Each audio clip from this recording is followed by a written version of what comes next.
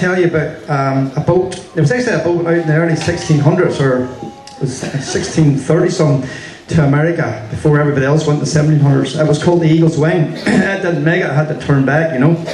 And there's another boat that didn't make it, of course. That's the Titanic, unfortunately.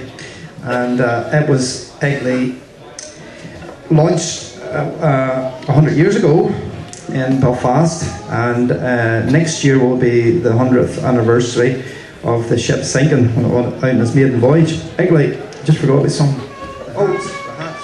Oh, well, he's forgot something, so he has. Oh, new hats. We must be getting sponsored now. Tell you, things are looking up, so they are. Harlan and Wolf.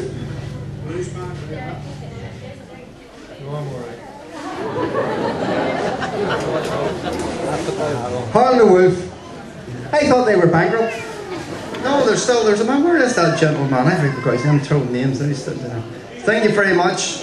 This gentleman here, he still works in Harlan Wolf's. Anyone in the shipyard will die. And apparently, when is the 150th anniversary of Harlan Wolf? This year now. This year is their 150th anniversary as well, so an awful lot of things happening. A lot of anniversaries happening, and there's going to be all kinds of things happening next year for the Titanic. There's going to be all kinds of special visitor centre. Hey, you can read about it in the Ulster Folk down there. Did I mention Ulster Folk just for £1? There's a big story. Yes, this lady's got the idea down there.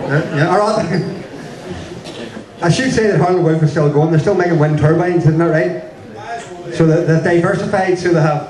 They've come out in the wind world.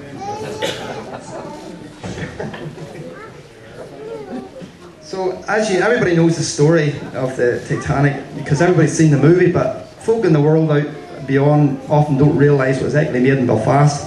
There was thousands of people employed building a big ship in the world, and there was a great sense of satisfaction when the ship was completed, of course.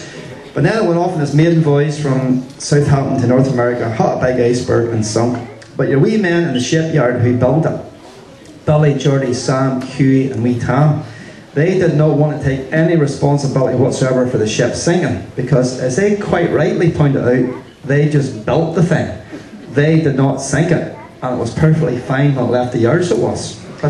And it was whoever planted the big ignorant iceberg out in the middle of the Atlantic Ocean, that's who to blame. Well, I can maybe enlighten you in that, about the iceberg.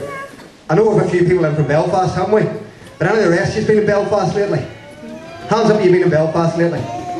Well, it's changed beyond all recognition now. We've got all these new buildings, we've got the Oval Tower, and we get lots of tourists coming in now. And they come in their big cruise ships there in the dock, and they get off the cruise ship and away they go in around Belfast on tours and spend lots of money. Well, there's one come in there during the week, so there was, in from America, pulled in, dock, big cruise ship, 4 or 5 stories high. All the people get off. Away they went onto the open top double-decker bus, up the Victoria Square, get off, spent a lot of dollars, back onto the bus, up round North Belfast, West Belfast, headed round towards East Belfast, up round by Stormont, back down towards the city centre again. The tour bus pulls into the Titanic Quarter, stops, the tour guide says, right, everybody off and follow me.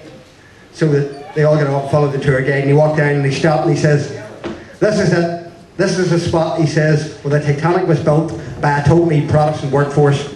This American stuck up his hand and he says, gee, he says, a totally Protestant workforce? The tour guide says, yes, that's right, a totally Protestant workforce. He says, gee, can I ask a question? He says, go ahead. He says, what were all the Catholics doing? He says, oh, they were up West Belfast building an iceberg.